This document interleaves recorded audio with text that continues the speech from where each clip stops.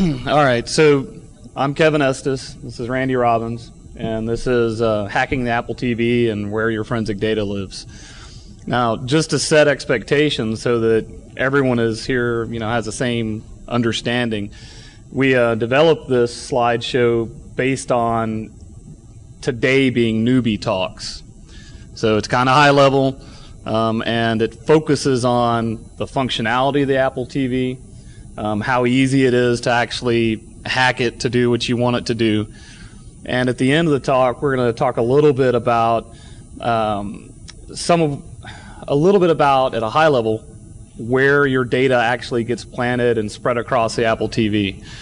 The intent here is to kind of offer those that are looking into digital forensics or doing digital forensics investigations so that they have a better understanding of the capabilities of the Apple TV and where to start looking for data.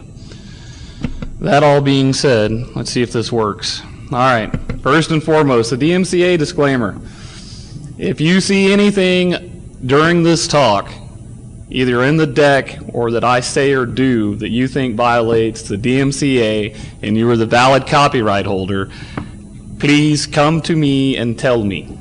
Okay, and you have to do it according to all of the caveats there, and I don't know what the hell they are, but they're there. All right. So, what is the Apple TV? This is an overview, so we're going to go over what is the Apple TV, what makes it so different, how it gets modified. We'll do a real quick discussion on the old way to do it as of about 2 years ago. And what has been going on the scene for the last about year or so, maybe a little bit more than a year. And then we're going to walk through 2 different patchsticks used to modify the Apple TV.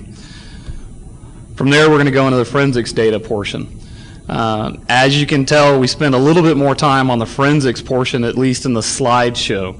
I do have in-case images if we run out of time and everyone wants to, hey, bring that up in in-case. Okay, great, we can all do that, or we can all go find a beer. I'll leave that to you.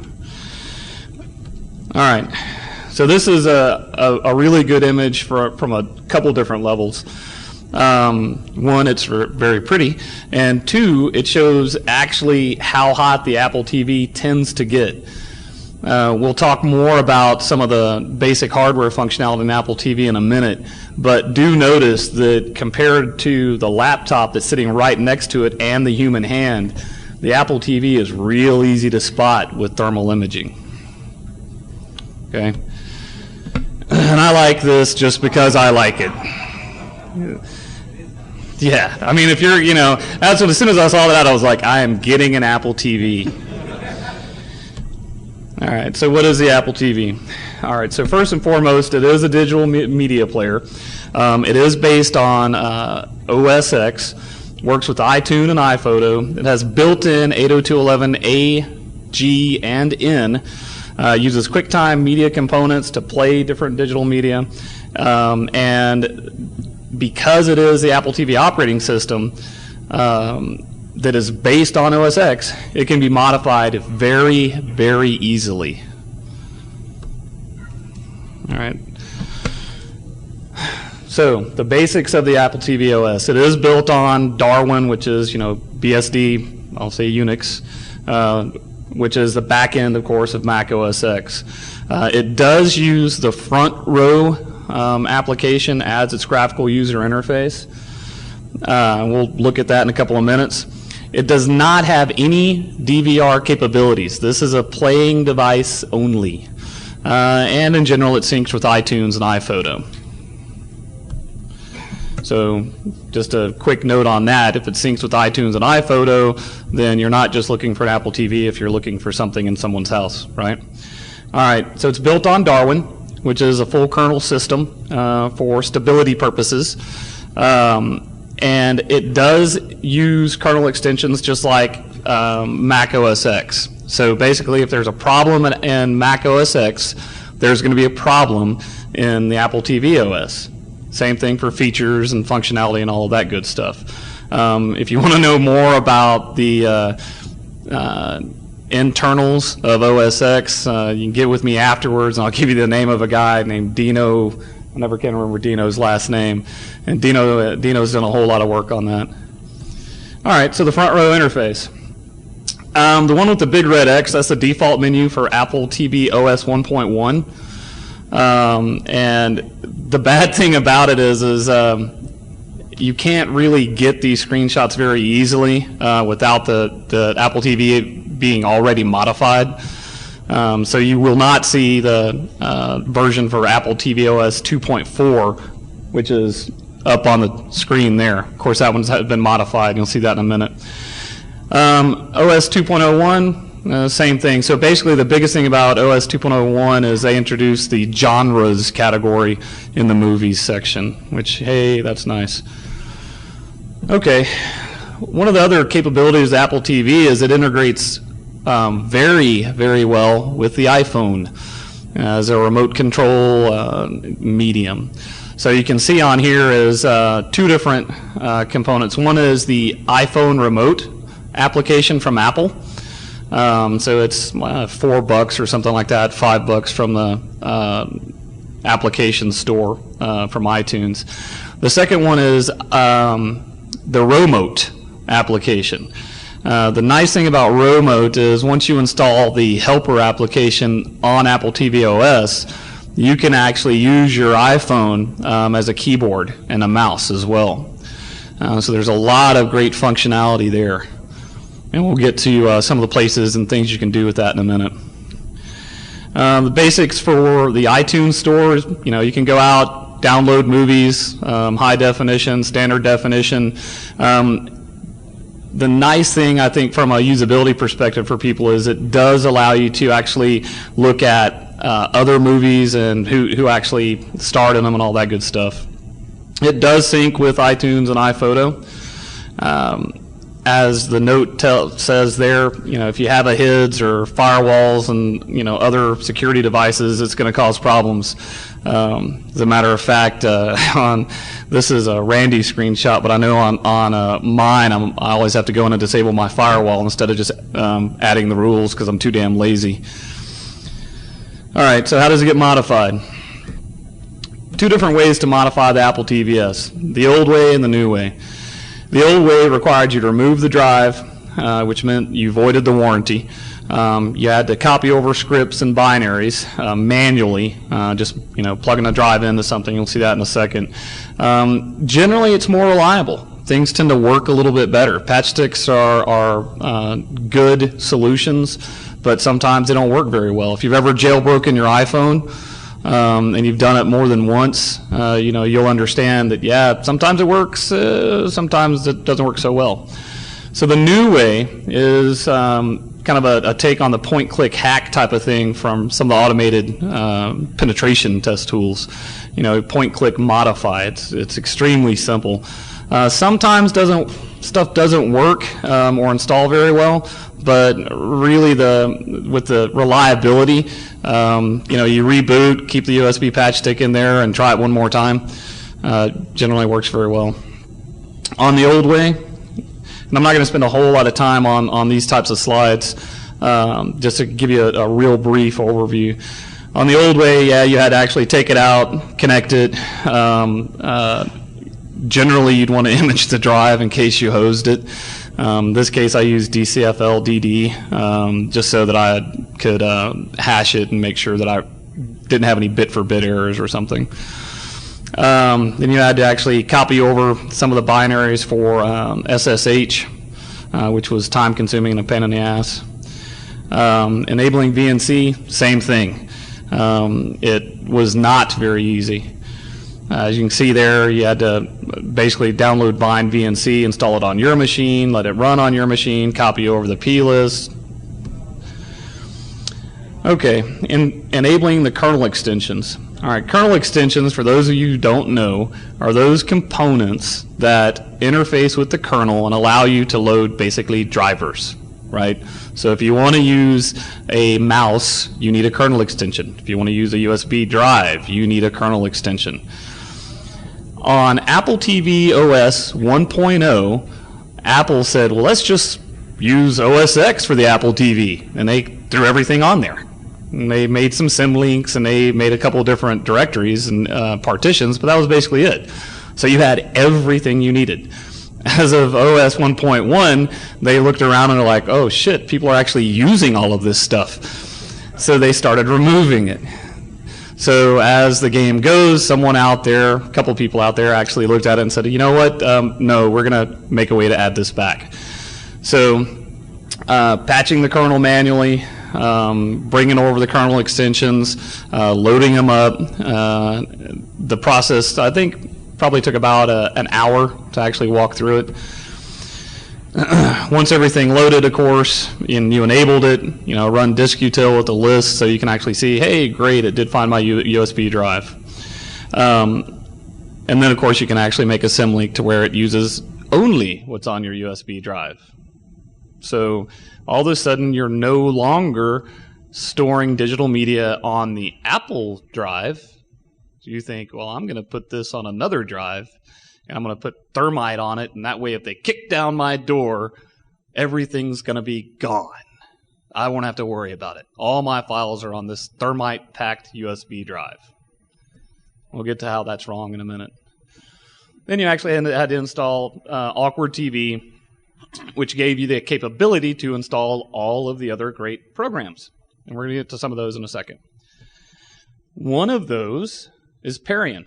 So if you use a Mac to play media other than what you can download somewhere out in the middle of, TV land, you're going to need Parian because you want to play other types of media, because Parian will actually let you play things other than MP4s and H.264 encoded media.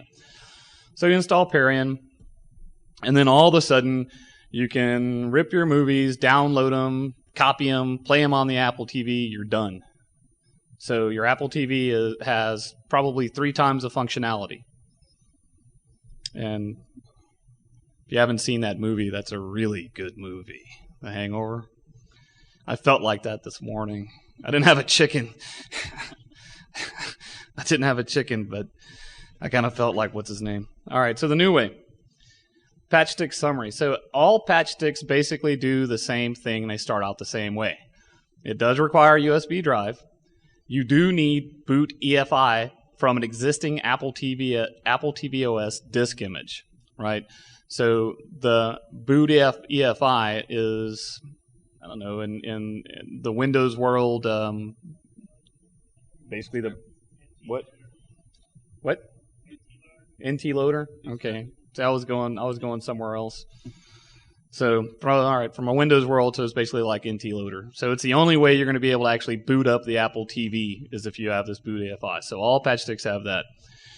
They're all based on some version of bootable Linux. Every one of them. And I have not found one yet that actually does not enable SSH and add your front row or Finder appliances, right? Wait, what did I put on there? Oh, okay, it adds a Finder app.appliances, yeah. They are all made for use with people with a basic understanding of computers. It doesn't require a whole lot of knowledge, right? You're probably not going to have your grandmother do this, but if your mom's been using computers for 10 years, she'll be able to do this. All right, so we're going to talk about one of the commercial ones right now. Generally, I have not been very big on the commercial Patchtix because there are some really good free ones out there that do a whole lot and enable all of the important things. The one thing I did find that's nice about ATV Flash is it actually does install a little bit more functionality, including the ability to run Firefox. Without having a lot of manual hacks. The code is fairly clean. It's commented. I do not know how they are as far as their yearly updates. I haven't done that for 3 years, but it does work fairly well.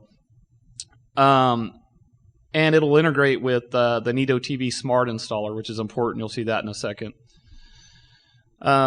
Just the basic process on it, select the USB drive, it calls home but it does, as far as I can tell, it only does so in order to check and see if there's an internet connection.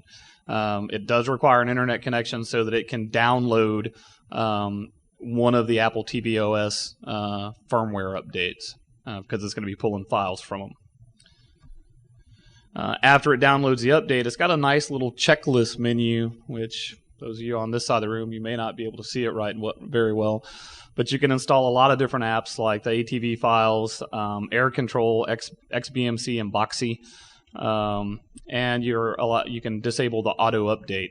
That's an important feature. That's in all the major applications. If you don't do that, what happens is Apple pushes out an update to the OS and it overwrites everything, and then you have to go back and re-break it, which is just generally painful because, if you're like me, you spend a whole lot of time actually setting everything up the way you wanted it. You tell it what to do.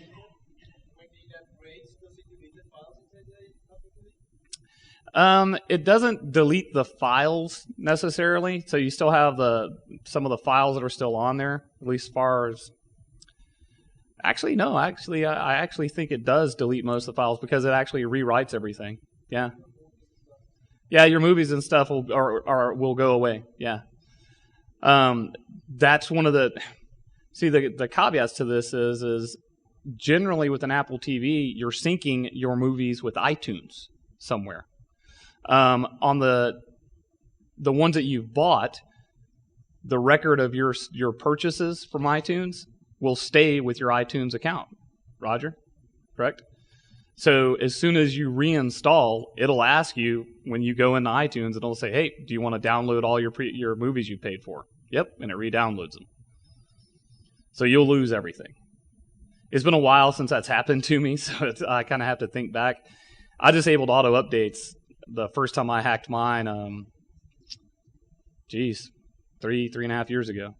And I haven't had it overwrite any of my stuff since then. So, but we can do it here after we're done. So, just to make sure. This is just a real quick glimpse at the file structure. Basically, the only thing I really wanted you to see here is that there is a hidden subdirectory called root, and that's actually what's copied over to your Patchtix, to your thumb drive. All of the directory structure of the applications, including the plist for Couchsurfer and everything else, at the bottom of the window, which you actually can't see on the slide here, it has everything you need in it. Okay, so this is basically a mirror image of what gets copied over onto your thumb drive. That's just a snippet of the code. It's very pretty. Now we'll just go through a quick overview ATV USB Creator. What we're going to do, just so you know, is we're going to do ATV USB Creator, and then we're going to demo it on this box over here. Do you want to go ahead and walk them through Neato before we do that? You can. Just do that. Let's go back through there. Okay. We're going to get a little bit out of order here. All right. So we're going to talk about some of the popular applications, but one of them is Neato TV, and we're actually going to set up to run Neato here in a second. So Neato TV is installed by just about all the Patchtix. It has just an enormous amount of functionality.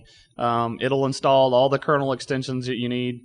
Allows you to view RSS feeds and a lot of third-party applications. It does mount your USB drives for you, gives you access to streaming media as well. As you can see, the RSS menu is not very functional because it's all text-based. So, and I haven't found or tried to put a different RSS reader in. Does have a large back-end functionality for settings. That's actually where the best thing is.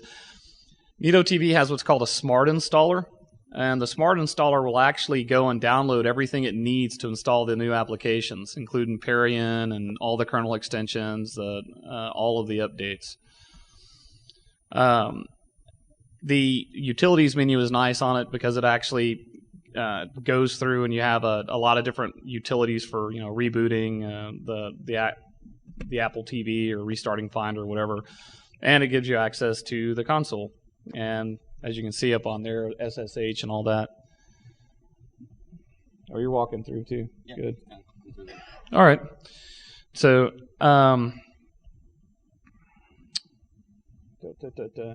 do me a favor. Go back on to the files up at the top,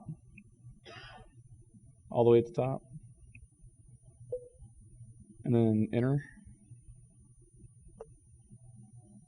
Okay, so I just threw a couple movies on a thumb drive and stuck it on there a little bit ago, and you'll notice it automatically pulls those up. It mounts the thumb drive. You can see a little disk image of them. You see a little graphic of them, right? It'll go through and play. Now, right now, I have it playing through something called MPlayer. Neato TV will install we'll have two different players in there. One is MPlayer, which is an open source media player, runs on OS X. And the other one, of course, is QuickTime. So I have these set to play through MPlayer. Keep playing it? No. I'm sorry? No, those are our MP4s, actually. Xvid will play. And if you set up, there's a little checkbox in Neato TV, and you can have it play in mixed mode, and it'll actually pick which player to use.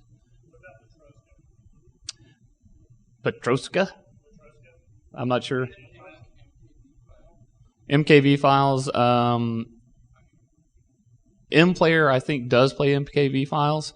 QuickTime, even with Parian, it has problems with it. Because I did that with some of the MKVs, and I actually had to force it into MPlayer. I had to take it off mixed mode. So I stopped using them.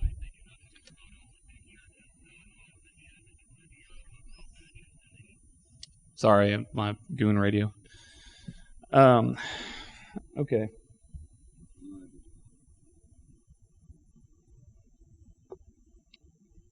Yeah. Yeah, I don't think. Nah, you don't need to go through that. Let's go back up real quick, run through the ATV USB creator. And what we're going to do is we're actually going to run ATV USB creator.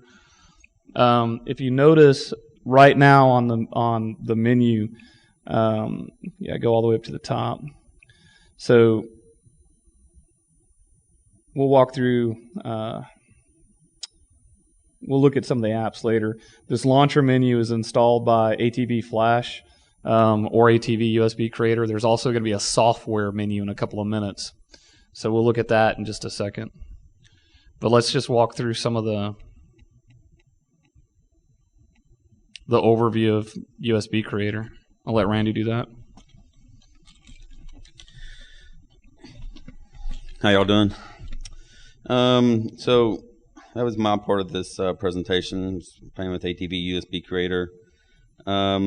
It's basically an open source patchstick. It takes your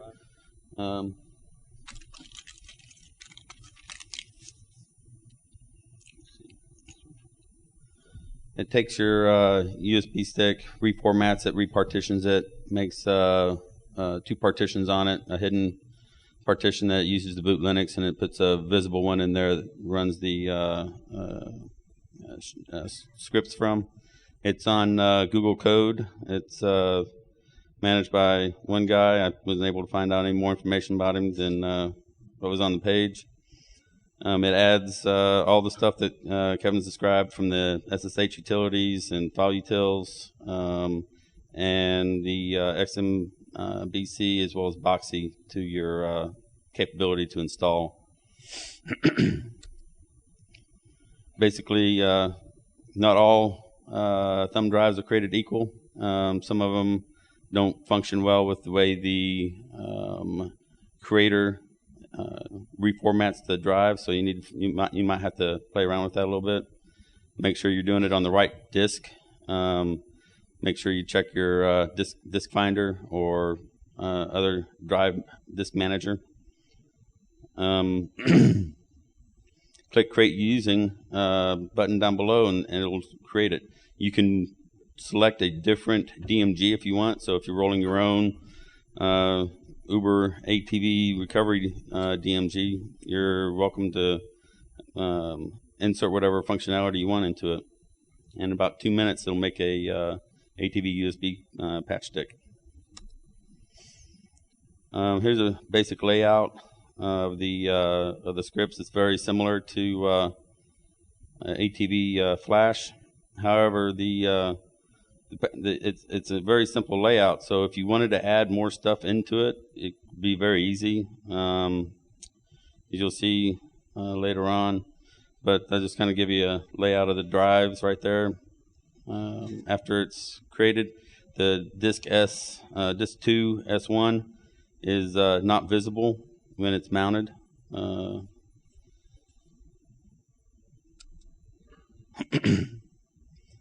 And similar to ATV Flash, it's got it's pretty good code. It's commented. You can go through it and follow through it. Basically, it sets up links and then runs install.sh scripts from the other subdirectories. So you could add your own additional install shell scripts and add whatever you wanted to into the process. And once you're done, you have the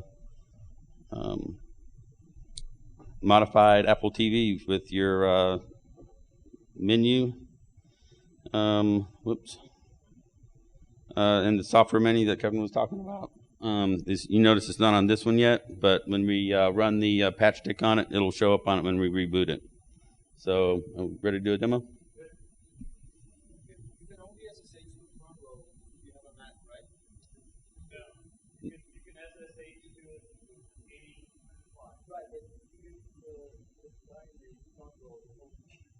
Yeah, that's the only user that's on the system by default is front row, and it's the.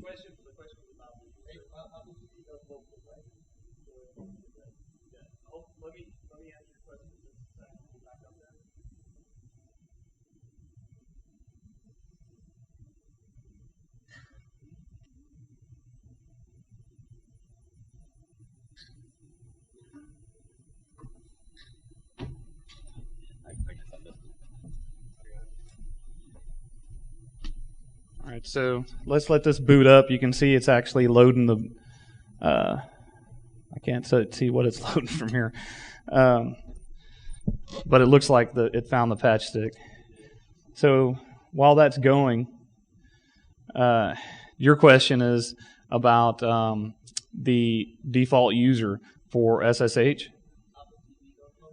AppleTV.local is, yes, you can get to it at front row at appletv.local if you're on the local segment, right?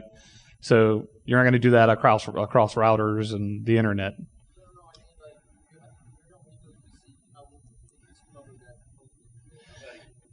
Yeah, if you're on a Windows machine, you'd use PuTTY or something like that, and you could still get to it at SSH, front row at appletv.local. It's going to go, sir.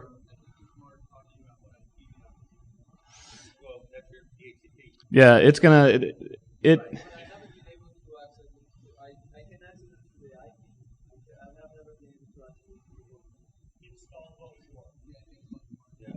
Yeah. Oh. Okay. Yeah.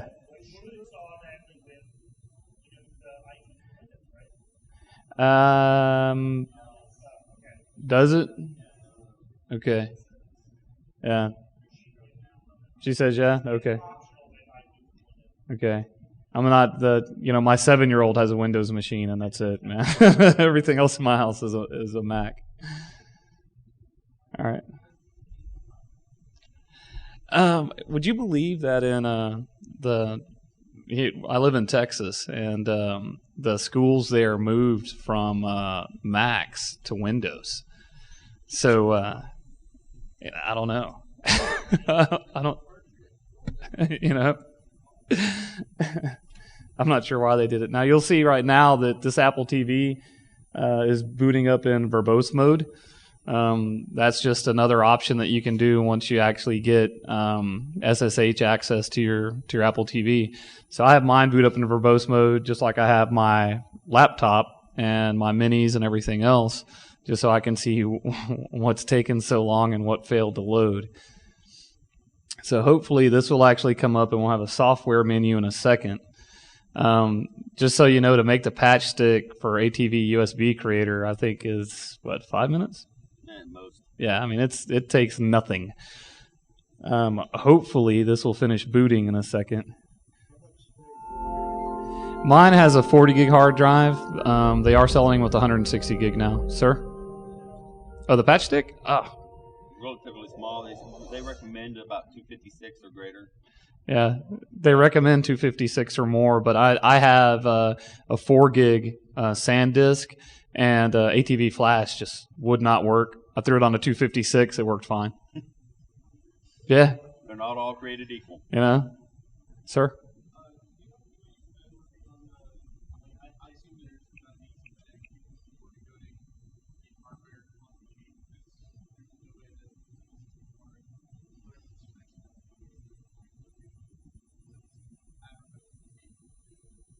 There's no way that it can do what?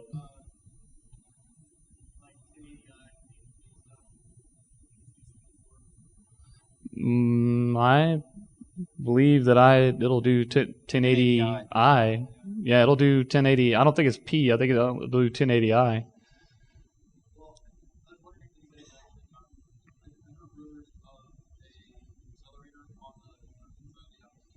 No, I don't. I don't know of one. No. I don't know of one. Yep.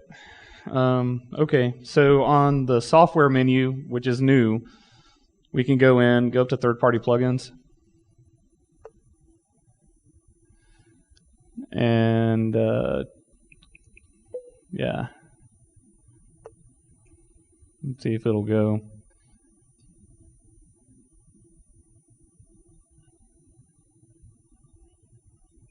And it's thinking.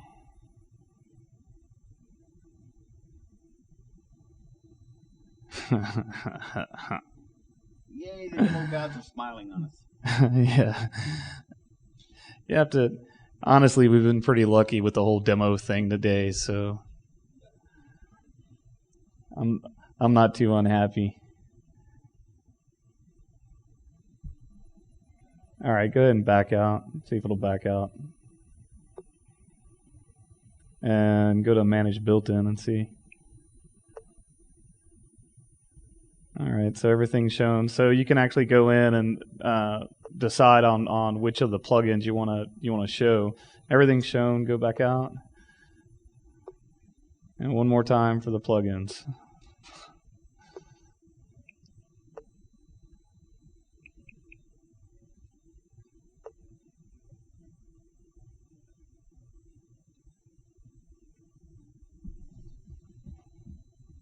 All right, so it may take it a second. Let me go ahead and go down, see what we have after this.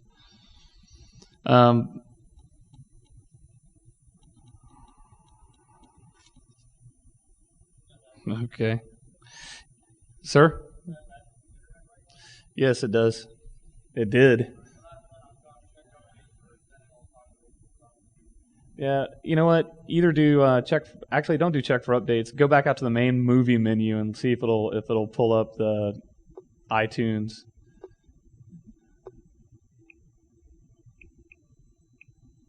Top movies.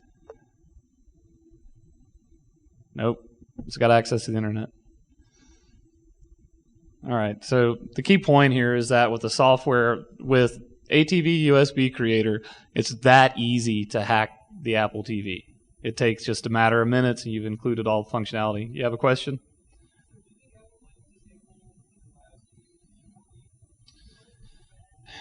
You know, I don't know. I'm sorry. If the question is if I think Apple TV might disable booting from the USB device. You know, I guess my answer is twofold. A, I don't know if that's actually possible, just because of the way USB works. And B, I don't know that they would do it even if they could. So far, they've left the Apple TV community completely alone. That you don't have cease and desist orders and stuff like that. As the question of whether they would is a good one, primarily because you've seen this with the iPhone, that all of a sudden an application gets denied because it duplicates some type of iPhone functionality, right? So whether or not they would start doing that on Apple TV, I don't know, but I'd like to see them start building in some of this functionality. Actually, I wouldn't hack the dang thing if it would come out and be half as functional as it is unhacked. Why in the hell are you going to do it? I want to SSH. I want to use a firewall. I want to be able to surf the web on my couch. I'm freaking lazy. So, all right. What we're going to do, we're going to go ahead and, what time are we at now? Because we need to get into some of the forensics here soon too. It's 3:35. Okay. So we have more than enough time. Great. All right. So what we're going to do right now, we had set up for the Neato TV demo. We already kind of walked through that. I want to kind of look at Boxee. Oh, so it is, and it was, and it wasn't. Anybody doing any wireless hacking in here? No, we should be connected on your hardwired speaker LAN, unless I unplugged it.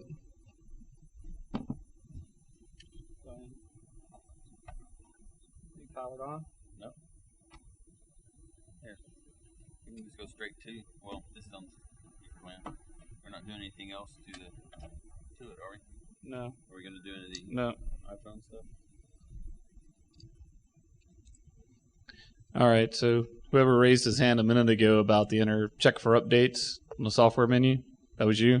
Yeah, so apparently the top movies was cached.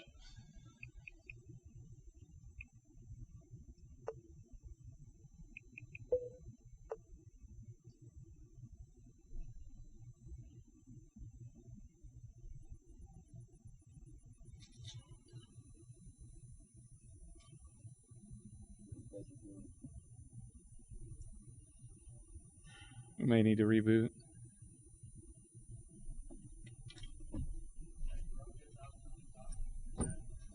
Yeah, why don't you go ahead and try the check for updates, but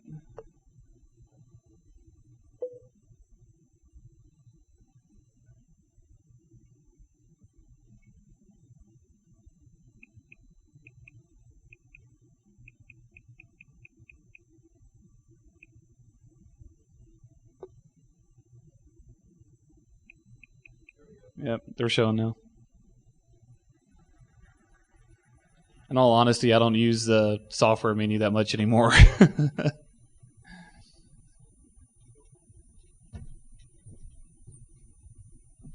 All right, go back to the plugins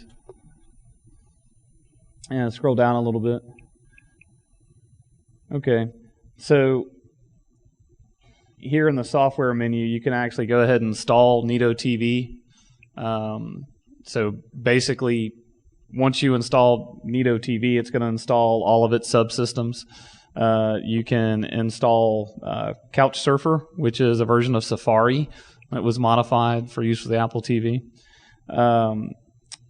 And of course, Sapphire, which is basically another interface for a media player. I don't really use it very much. And then XMBC Launcher, which will allow you to play or launch XMBC, of course, and Boxee, which we're going to go over here in a second now. So anyway, the point being is that it's real freaking easy to go ahead and do this. Go ahead to Launcher. Oh, did you just install XMBC Boxee or what? No, but that's how it comes when you install it with ATV USB before it creates Launcher. Yeah. See if my launcher menu is still there.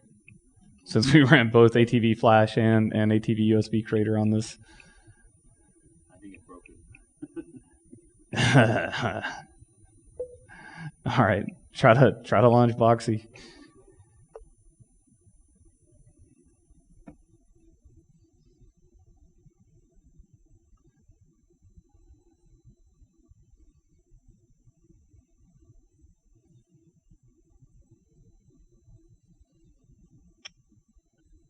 And let's see. Wow, we were so lucky for so long.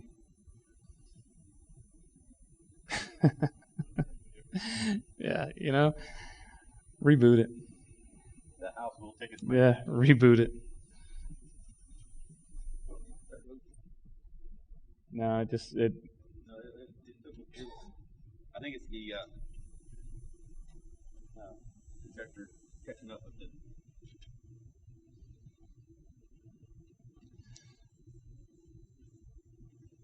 All right. The main idea here is that for people who don't know what the Apple TV is, give you an idea what the Apple TV is doing or can do. For people who are in law enforcement and maybe doing investigations, it's a good idea to understand what the Apple TV is capable of so that you know where to start looking. So that's why we've kind of spent a little bit more time on the applications and the functionality just to kind of to help people who need to find that needle in the haystack. No, you don't want to do that because I'm not going to be able to log in here. I'm not going to put my credentials in. Reboot it. Reboot it, see if my menu comes back. If it doesn't, you guys can just visualize what Boxee is supposed to look like. How paranoid is that? I'm on the speaker LAN up here, and I'm like, no, I don't think so. You guys look dangerous to me.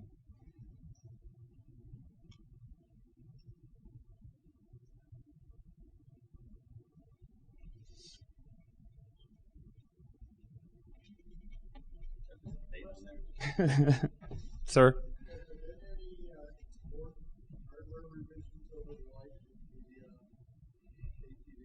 No, not. They added a larger hard drive. I think it was last year. Yeah, I mean everyone's hoping for the new NVIDIA GPU and things of that nature. But no, nothing. It's almost like it's been lost and forgotten by them. The community was kind of excited because of the integration with the remote and everything else, and the updates on the 2.4 for integration with the iPhone. But so far we haven't heard anything. It's that maybe after they're done with their netbook, we'll get one. I think there may have actually been. I have the first version with the 40 gig hard drive. I think that they had a little bit faster CPU, but I don't think it was anything major. Quite honestly, I don't track it as very closely as far as that goes.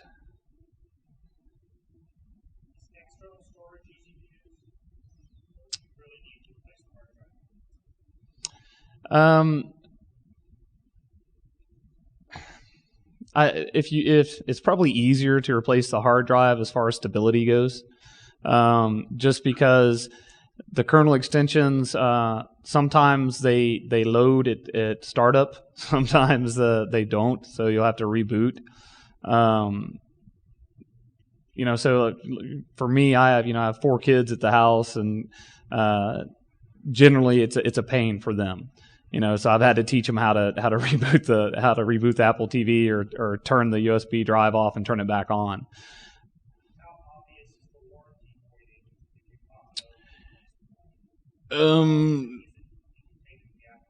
Well,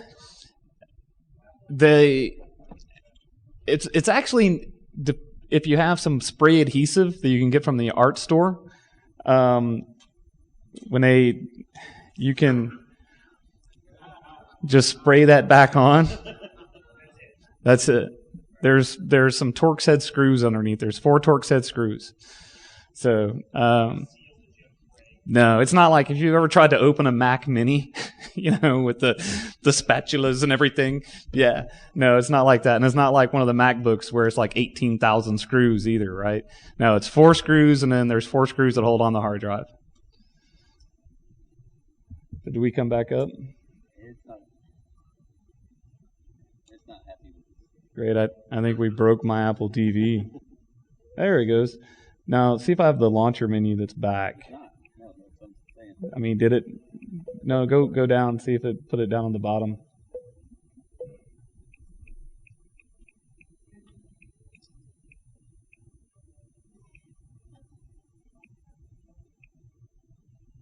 Tip, do not use them together.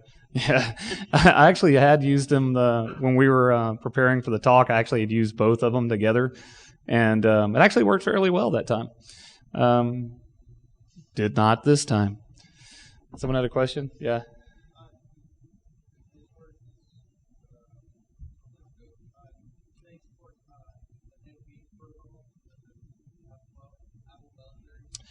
Yeah, you can actually install Apple file sharing, SSH, and FTP via Neato TV.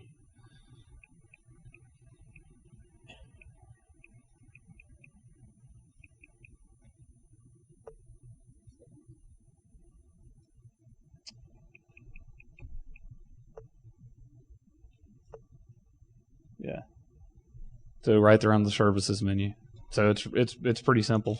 All right. So we can't do the Boxee walkthrough, but you'll see some of the remnants from Boxee here in just a second. All right. So the other portion of this is that give you some information on where your data is being stored on the Apple TV. And also the investigator an idea where to look. The high-level issue here is that the way Apple has made the Apple TV with separate partitions is that it's kind of like a little data fairy came through and just sprinkled your shit everywhere all over the drive. It's all over this machine. Oops. Okay. So some of the big ticket items. So we're going to talk about a hardware analysis from a forensic examiner perspective. So what an examiner needs to understand and be aware of when they start doing an investigation. We're going to talk about a software summary from the same perspective. If you don't know by now, this is kind of part of what Randy and I do in our day job. So we're trying to kind of spread the joy. Talk about some of the file structures, some of the basic forensic considerations, and then we're going to take a quick look at some of the important directories on the Apple TV and some of the areas where data is stored. The biggest issue on from the hardware side, it's a very small form factor and very low noise. There's no need for a fan or anything else on this box. The biggest issue as far as noise goes, if you want to count it as a noise, is it emits a lot of heat. It radiates heat. All right, so that's one key point. It has both 802.11n, which of course includes BNG backwards compatibility, and it includes a 10100 Ethernet port. And actually, I think the new version actually has gig on it. And the video output from the device is processed via HDMI component video, and audio is via optical or RCA composite connections. So it has a lot of different ways it can connect and store data or transmit data. On the software side, from the examiner perspective, the high-level stuff to know, again, I can't hit this too much or too heavy. It's built on a full version of OS X, so you can do just about anything with this machine.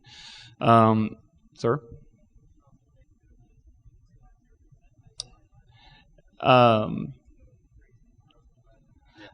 Oh, you mean it's not PowerPC? Right. Yeah, that's true. That's right. Yeah, so it is built on the x86. So you don't have a lot of the strangeness that happens with the backwards compatibility for PowerPC. It is, of course, the mock kernel, so that's a little bit more difficult to get used to. Dino Dazova, yesterday at the Black Hat talk, was talking about some rootkits on OS X, and one of the points that he made was, the great thing about OS X is that it makes you feel like you're learning Linux all over again. There's two primary variants of the Apple TV OS. There's the version 1.0 series and the 2.0 series. Again, the 2.0 or Take 2, the biggest issue with that is they removed a lot of quote-unquote unnecessary applications.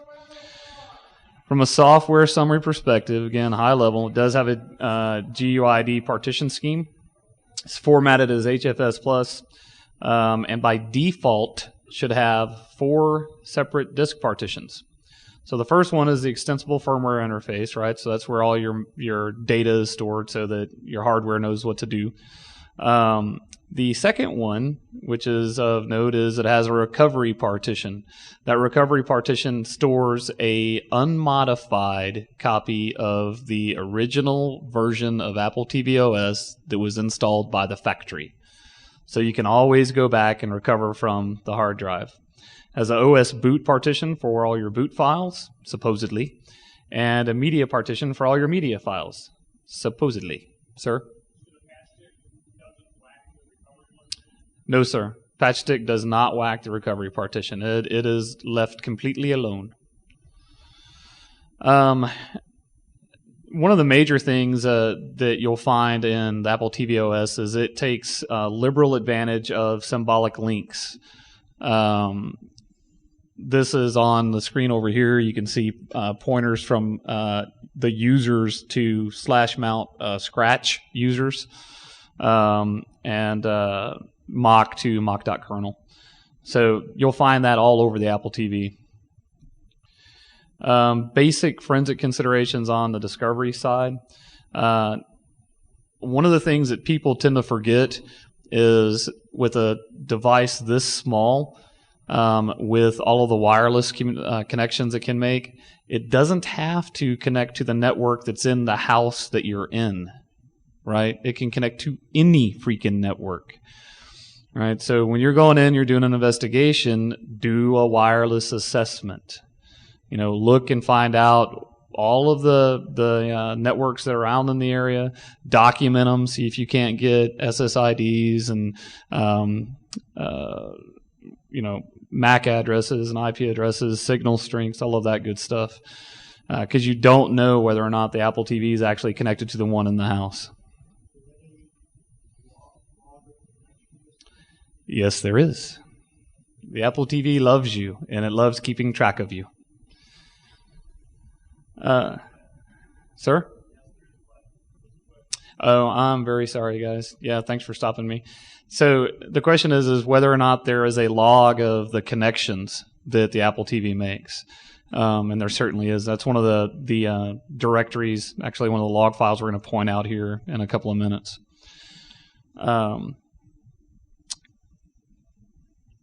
So, all right. The Apple TV does use property list or plist files.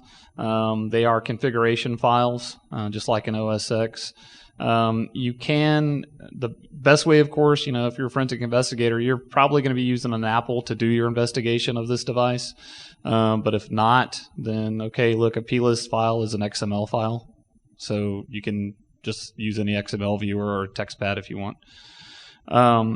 OS X, this version of OS X, the Apple TV, still does use NetInfo databases. So there is a Linux application that you can still find out there and you can see it there by Paddle Software that allow you to open up NetInfo files. Generally, you don't have to on an Apple TV. If you want to know what directories this thing is connected to and what networks and things of that nature, the normal stuff that's stored in NetInfo files, you can find it in the log files. You don't have to look at the NetInfo information to those databases. I'm it's a lot of people in the community think that right now this version of the Apple TV OS, including up to 2.4, which is the current version, is built on 10.4.8 and 10.4.9. A lot of people think that the next major version that they actually may go up to 10.5. So at that point, you don't have to worry about net info anyway. As we talked earlier, the Apple TV kernel file must be patched in order to allow you to run kernel extensions. So that file is the first indicator that something is awry. Okay, a quick MD5 checksum of that file, of the file that exists on the Apple TV, against your MD5 checksum of an unmodified Apple TV mock kernel tells you, okay, yep, this machine's been hacked. Generally, most of the Patchtix do you little favor by actually including the old original file on there. I'm not really too sure why they do that, because you can't go back once you've already done it anyway. There's no runtimes or subroutines or anything like that in the Patchtix that allow you to go, oh yeah, unpatch me. All new kernel extensions are loaded in OS boot system library extensions, and 2 different places for SSH, for secure shell. If they did it manually, it's going to be in user SBin, I'm sorry. New Patchtix use a version of SSH called Dropbear, which actually is pretty functional. And that's dropped in user bin. Okay. Most of your user data is in user's front row. Okay. The default user on an Apple TV is the front row user. So just about everything that gets stored for your use is going to be in user's front row. Most of the main applications anyway. However, as it says on the slide, your data is everywhere. Now remember we said that it has an OS boot partition. That's supposed to be for booting. It's not. The Apple TV actually will store a lot of stuff in OS boot partition.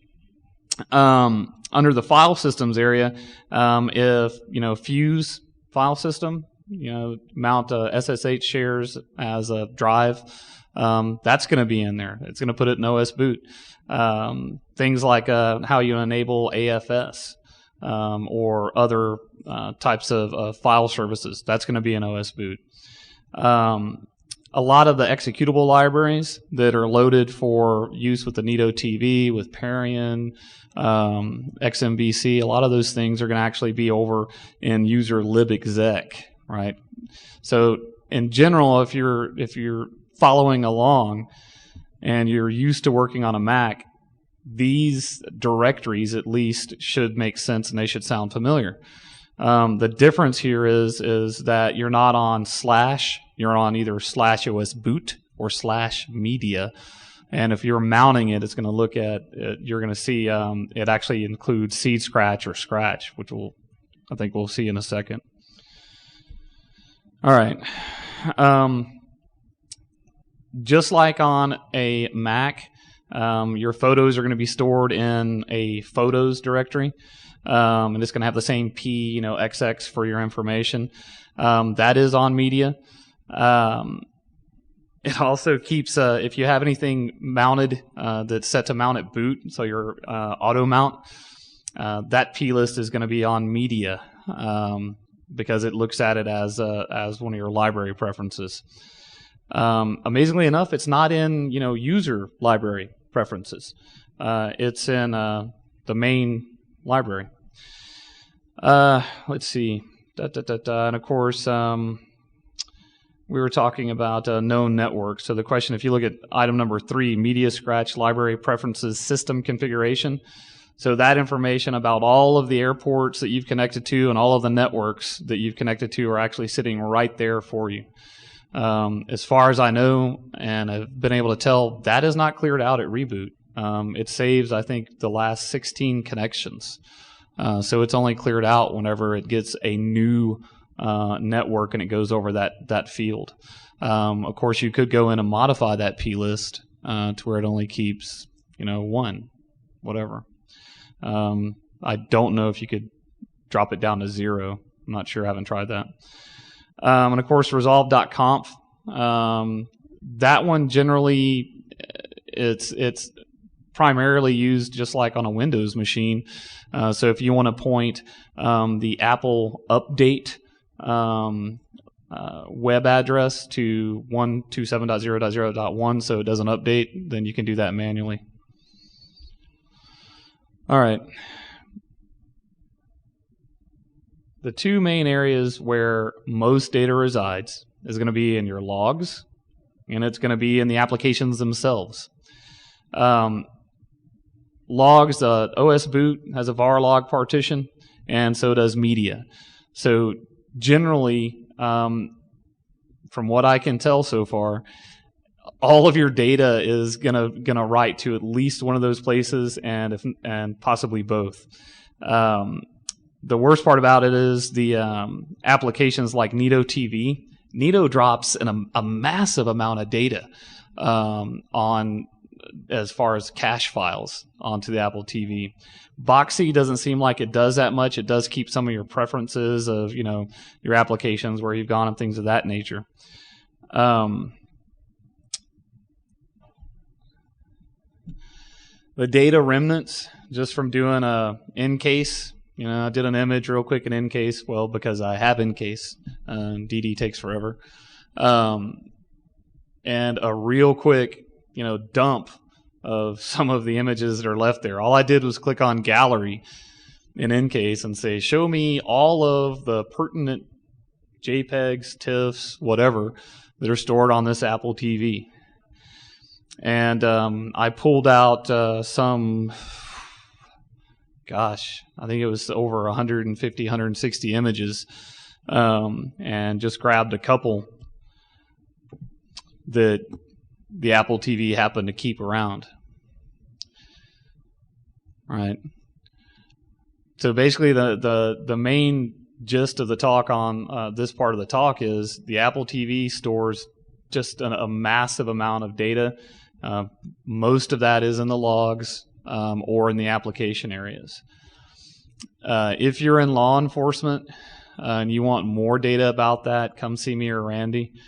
We are developing a tool for law enforcement, much like the Xbox 360 toolkit, so that it can actually go in and help determine if an Apple TV has been modified, and start sucking off some of the data, some of the pertinent information. We're hoping that we'll be unveiling that tool later on this year at DoD Cybercrime, but we haven't been confirmed yet. All right, so that concludes the talk. Sorry about the Boxee issue. If you have any other questions, let us know. Hopefully this has been of some benefit to everybody. Yeah? Okay, thank you.